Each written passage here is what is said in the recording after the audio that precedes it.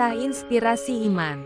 Hari ini, tanggal 6 Agustus tahun 2023. Transfigurasi Kristus.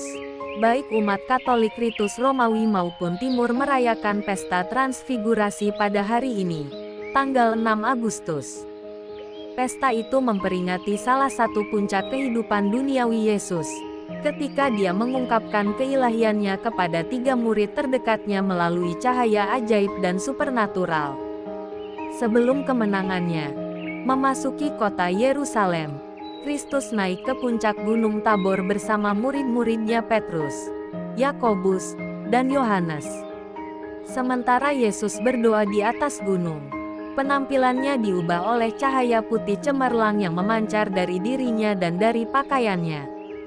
Selama transfigurasi ini, tokoh perjanjian lama Musa dan Nabi Elia juga muncul, dan berbicara tentang bagaimana Kristus akan menderita dan mati setelah memasuki Yerusalem, sebelum kebangkitannya.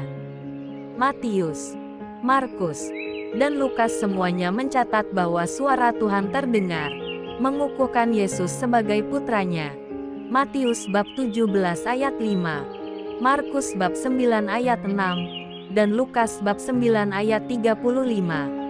Petrus dan Yohanes secara khusus merujuk pada peristiwa tersebut dalam tulisan mereka, sebagai penegasan keilahian Yesus dan statusnya sebagai Mesias. 2 Petrus bab 1 ayat 17, dan Yohanes bab 1 ayat 14. Dalam sambutan Angelus pada tanggal 6 Agustus tahun 2006, Paus Benediktus ke-16 menjelaskan bagaimana peristiwa transfigurasi memperlihatkan Kristus sebagai pernyataan penuh dari terang Allah.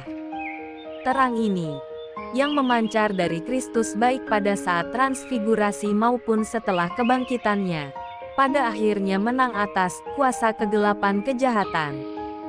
Paus menekankan bahwa pesta transfigurasi adalah kesempatan penting bagi umat beriman untuk memandang Kristus sebagai terang dunia, dan untuk mengalami jenis pertobatan yang sering digambarkan Alkitab sebagai kebangkitan dari kegelapan menuju terang.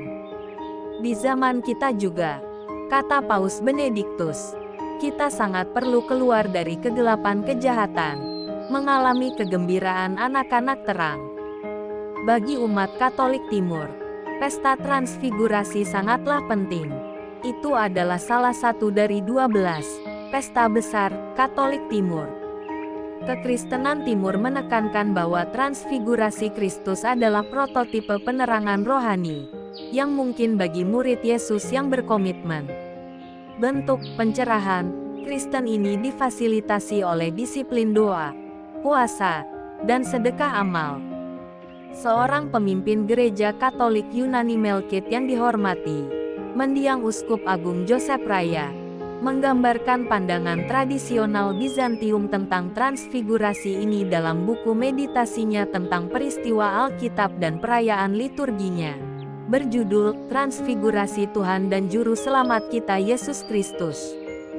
Transfigurasi, tulis Uskup Agung Raya, bukan hanya sebuah peristiwa dari masa lalu 2000 tahun, atau masa depan yang akan datang.